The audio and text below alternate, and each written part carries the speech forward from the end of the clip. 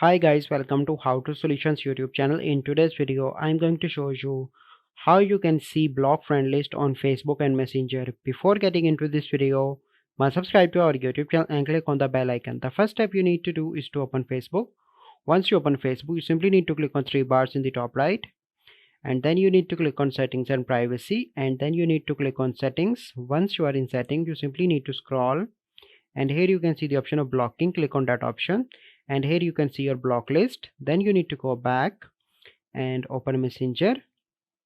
Once you open Messenger, you simply need to click on your profile picture on the top left, and then you need to scroll down and click on privacy, and then you need to click on block accounts. You can see your block accounts here. So this is the process by which you can see block friend list on Facebook and as well as on Messenger. I hope you find this video helpful. If you find this video helpful, must like this video, subscribe to our YouTube channel for future videos. We'll see you in the next video. Thank you. Have a good day.